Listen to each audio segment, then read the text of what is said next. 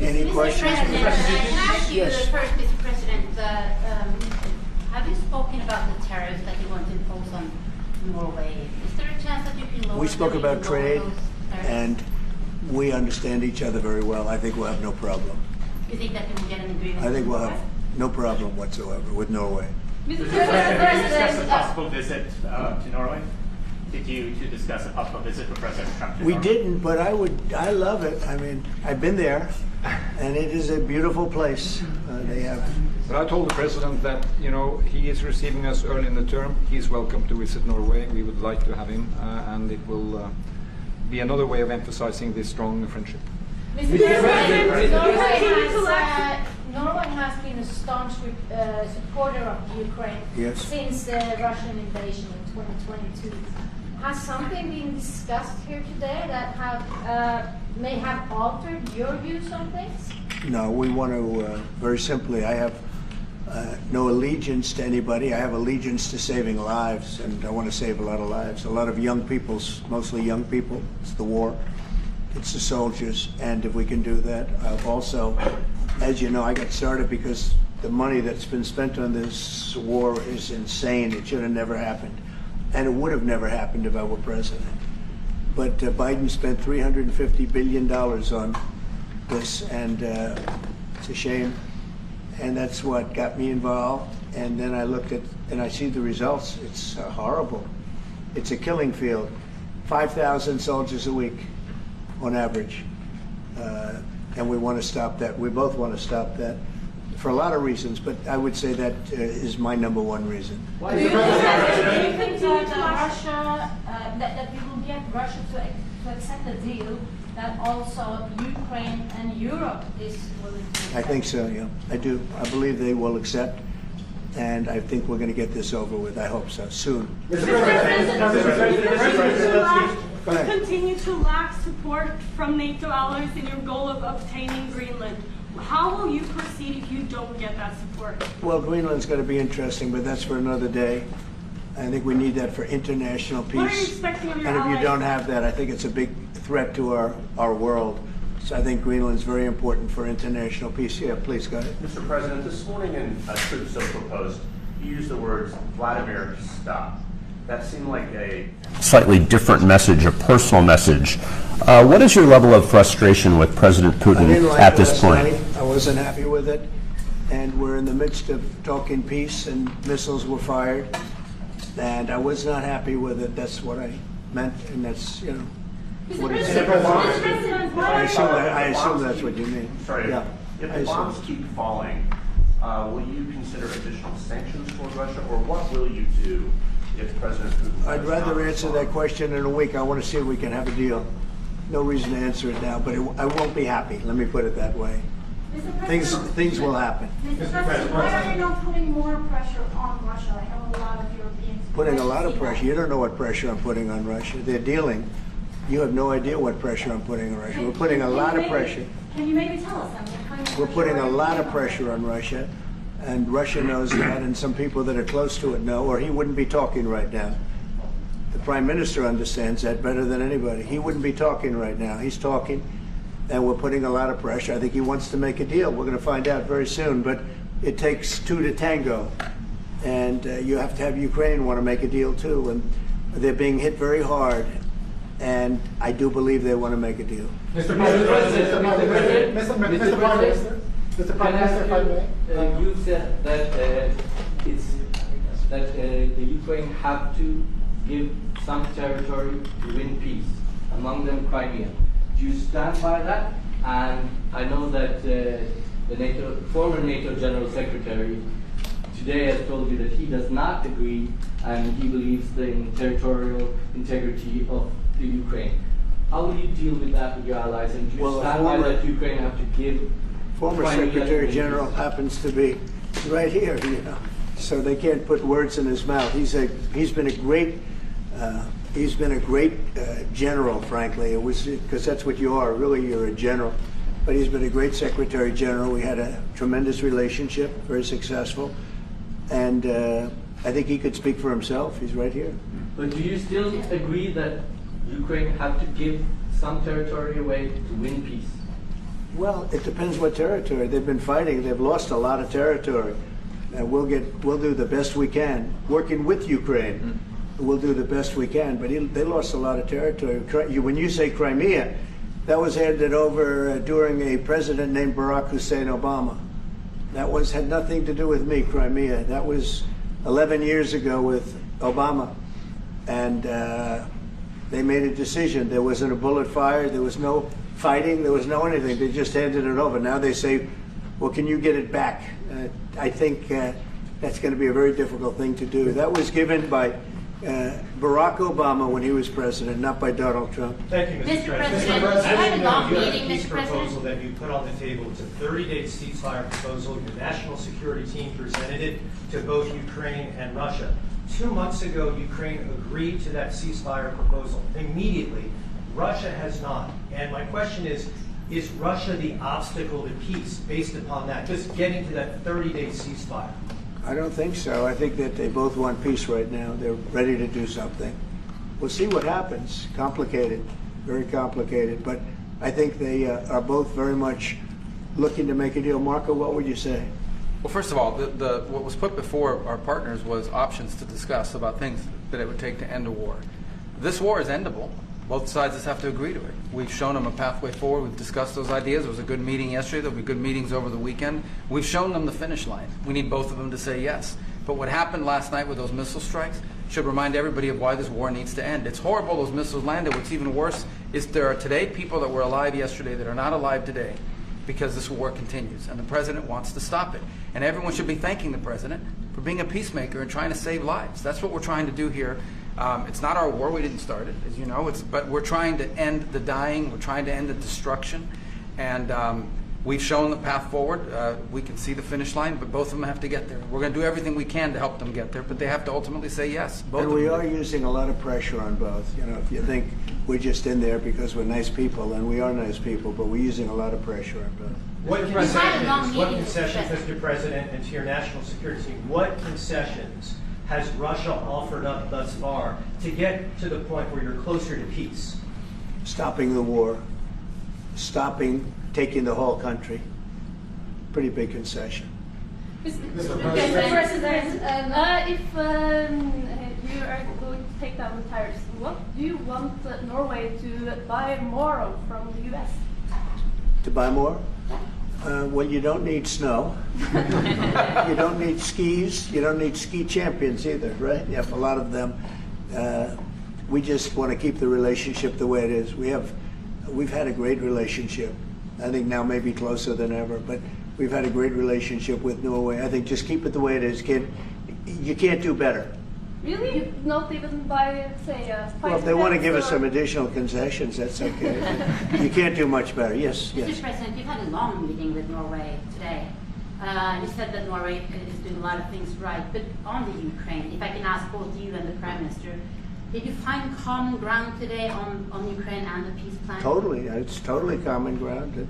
The Prime Minister can speak about it, but I can just say he wants to see people stop dying more than anything else, and I'd like to see it end. He's going to help us end it. Mr. President, can I say that to move towards an end of this war, U.S. engagement is critical, and President Trump made that possible. That is clear, that is obvious, it's really happening. Now the important thing is that both parties have to know that they have to deliver, and they have to feel the pressure to deliver. Ukraine is under attack. They are defending themselves. Lives are being lost. And we believe very firmly that there needs to be a ceasefire, the initiative taken by the US some time ago. It needs to be respected. And then to move on to something which both parties can own. That is the complicated part in such a dramatic war. And here I believe Europeans and Americans working together, as we do much closer now. I salute the team of President Trump of being, open in that process. We had a good discussion on this today, and then we have to move on, and we cannot lose time because this is too much drama happening. One thing is people losing their lives, but it is a bad thing for Europe, and it's a bad thing for the world to having such a broad conflict going on. It can have ramifications far beyond Ukraine. Mr. President, follow-up question. Sir, Mr. President, if I forgot my question. I wanted to ask about. It's all right. That happens to the It best of happens us. sometimes, yeah. No, Mr. President, I wanted to ask about the. Well, actually, Zelensky has said that he wants more Patriot missiles. So far, has been no response from the United States. If you, and the United States, decides to pull out of negotiating for peace, trying to broker peace, does that also mean a no on Patriot missiles, a no on sharing intelligence with Ukraine? Let's see what happens. I think we're going to make a deal. And if we make a deal, that'll be wonderful. We won't have to worry about your question. You can ask that question in 2 weeks, and we'll see. But I think we're getting very close. The Prime Minister feels the same way, and we'll hopefully not have to answer that question. Mr. President, Norway is the third country to be officially invited to the White House after Liberation Day. Why did you invite Norway so soon to the White House? Because I like them. And I like your Prime Minister, and I like the way your government runs. And I respect the King. He's highly respected in Norway. It's a great thing, not an easy thing to do. He's done a great job. Yeah. Would you like an invitation to visit the King? Absolutely. You get me that invitation. I just told the President he's welcome to visit Norway. President Trump, first like farming, you said before that you like the Norwegian Petroleum Fund, and I'm wondering if that has been up for discussion today, the way that we have structured our money and whether. Well, this fund was created in the late 1990s to save for future generations the income from oil and gas. Norwegians should continue to work as hard, dedicated, innovate and move forward, despite having these incomes, which we happen to be in the period of our history where we can harvest, and we have transferred that into investments, half of them, by the way, here in the United States. So I think this is a model which we have been able to explore. If we can share experiences, and we do with our colleagues in the US, you never copy this one-to-one, but there can be techniques and way of working that we have used in organizing our fund. Jens Stoltenberg was the finance minister when the first dollar entered that fund. So he is a safe hand to have as a finance minister today. What do you say? No, and as you said, Mr. Prime Minister, we are ready to sit down with the US to also work with them on if they want to establish a sovereign wealth fund, because we have a good experience with our fund.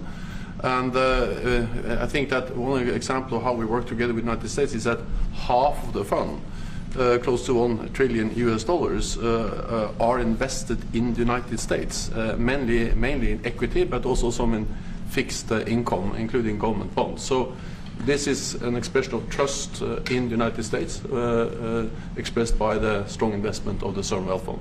Then just briefly on Ukraine, since it was mentioned, we had a very good and extensive discussion about Ukraine, the path forward to peace. And as the Prime Minister said, we commend the US for pushing forward to try to find a negotiated solution. At the same time, we need to continue to support Ukraine, and therefore I'm proud that Norway has actually tripled the military support to Ukraine. And this year we will allocate close to $8 billion to Ukraine. That will strengthen them and also their hand on the negotiating table. If I may add to that, if there's a peace, and there will be a peace, we have a common responsibility in securing democratic Ukraine for the future. And the best security guarantee they can have is the ability to defend themselves. And we are investing in that. Mr. Prime Minister, if I may. As it relates to tariffs, Mr. President, when you unveiled your reciprocal tariffs on April the 2nd, the tariff rate for Norway was 15%.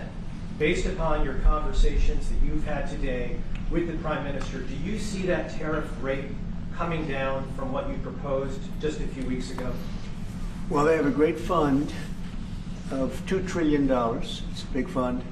And they don't have any debt. So I think they'd probably be willing to pay us more than that, I hope. Are the two nations in agreement? Mr. President, Yes. in 2018, your former Secretary of State Mike Pompeo called for an end to Russian occupation of Crimea. Why has this administration changed its stance on territorial concessions for Crimea? Well, the war started. It would have never started if I were president. This is a war that is a horrible horrible. All wars are horrible. This one is in particular bad. And I don't know that you can ever say there's going to be a winner to this, because so many lives have been lost. Not only soldiers, I mean, a lot of lives have been lost. I think that we want to do one very simple thing. It would have never happened if I were president. Zero chance it was going to, and it didn't. You know, people say, how do you know that? Number one, it didn't happen. We never even discussed it. I would talk to Putin about it. It was the apple of his eye. You know, Ukraine was the apple of Putin's eye, but there was never even a thought that he'd go in. And I think he understood that I would not be happy if he did. And it was only when I got out, and you know, when you mention what happened to Ukraine years ago under President Obama and a vice president that was also president later, unfortunately for this country, what happened is large chunks of land were given up, and it was called Crimea, and that was a big thing. That was a big moment.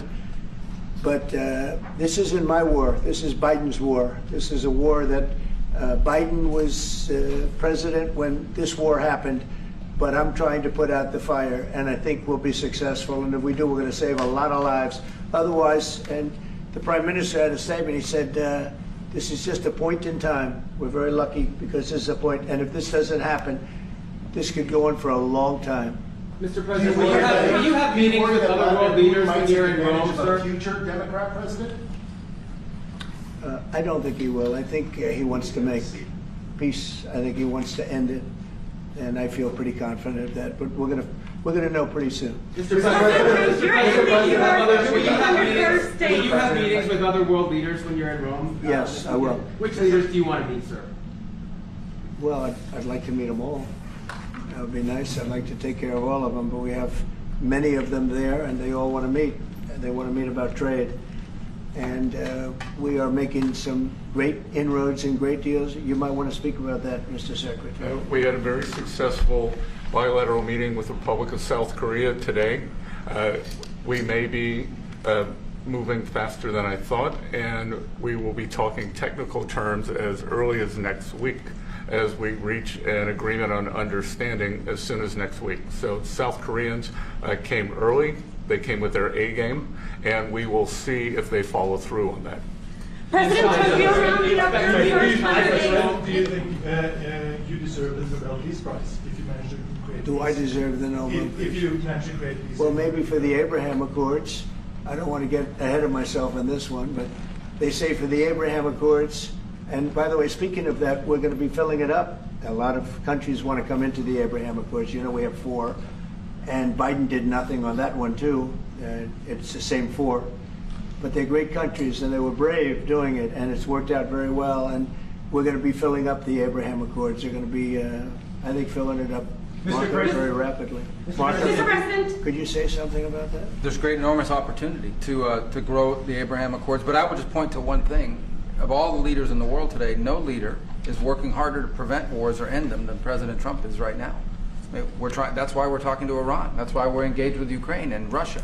It's the desire to prevent these wars from breaking out and to end the ones that exist already. And again, I just think it's tremendous for our country to be led by a president who desires to bring peace and establish peace and protect peace. So it's hard work. Mr. President, you know, Marco just mentioned something that maybe we should talk about for just a second, if we could, Mr. Prime Minister. And you're involved in it too, because you've been involved in the world and peace. But I think we're doing very well with respect to Iran, and we're having very serious meetings. And there are only 2 options, and the one option is not a good option. It's not a good option at all. And I think we're doing very well on an agreement with Iran, but that one, we're doing a lot of things, I will say, but that one is well on its way. We could have a very, very good decision, and a lot of lives will be saved. Mr. President, on the economy, there was a slowdown. Mr. President, on the economy, there was a slowdown as it relates to home sales in the month of March, the slowest pace since 2009. Is that an economic indicator, and perhaps the Treasury Secretary can weigh in on this as well, is that an economic indicator that concerns you about the broader U.S. economy? No, they had very good numbers on housing today, extremely good numbers. And that's despite interest rates, because, you know, if you look at what happened, everyone said, oh, I said I was going to get prices down. I did. Energy just hit $1.98 in a couple of states. It's way down. Energy's down, and we're about $64 a barrel. When I came in, and we were looking at $89, $90, $95. And by the way, that helps us solve the war too. Having those energy prices is a big incentive for Russia to also agree with solving the war problem. Groceries are down. When I was with you 2 months ago, you were complaining about eggs. I said, I just got here. I was here for about a week when the press started saying about eggs have gone through the roof. I said, I just got here. Tell me about eggs. And they have been. They went through the roof and you couldn't get them. So we just had a big Easter egg hunt at the White House. Thousands and thousands of eggs. And the price was down 87%. So we did a great job. Housing is doing very well. We should lower interest rates. That's the Fed. I hope they lower interest rates. That's a smart thing to do. Be ahead a little bit, although already it's a little bit late. But in the end, we just have a great country. We have a very strong country, and we have every other country. I can't think of one country that doesn't want to negotiate a deal. And they either negotiate a deal or we set a deal that we think is fair. Because we don't have to go through all of these. It would be physically impossible. You know, you have so many people that really understand it, which is a very small group of people here. And we are going to, at some point, just set prices for deals. Some will be tariffed. Some treated us very unfairly. They'll be tariffed higher than others. But we've been ripped off for many, many years. The United States has been ripped off like no country probably in the history of the world has been ripped off for 45, 50 years. And countries have gotten rich by doing that with the United States. We've taken care of their militaries, and military is another subject we talk about. We're not going to make that subject to any of the deals, but you know the same countries that I do where we virtually take care of their military and then don't get treated fairly on trade. So the people, and I don't blame those countries, I blame the people that sat at that beautiful desk right behind you, because those people didn't do the job for this country. And they let us lose $4 billion a day on trade. We were losing $4 or $5 billion a day on trade when I got here. And now we're going to be much better than breaking even. And we're going to be making $4 or $5 billion a day on trade. So, I don't blame any country, not the worst of them. And we were abused by countries. I blame the President of the United States that happened to be sitting when these deals were made. Disgraceful. When I was here, we had a great 4 years. We had the most successful economy in the history of our country, my first term. And we were very tough on trade. And with China, as you know, they paid hundreds of billions of dollars in tariffs. But nobody else ever did that. China paid not 10 cents to any other president. And but not only China, virtually every country got away with murder. And we just can't let that happen. Thank you very much, everybody. Thank you very much. Appreciate it. Thank you very much. Thank you, thanks, everybody. Head out. Please start moving. Thank you. Thanks, everybody. Thank you, press. Head out. Let's go. Thank you. Keep going. Keep moving. Thank you. Thank you, press. One little mistake. One mistake. Peter, out. Thank you. Sorry. I just put Thank you. Thank you. No more photos. Thanks. Keep moving. We're done. Sir, we're done. Thank you, press.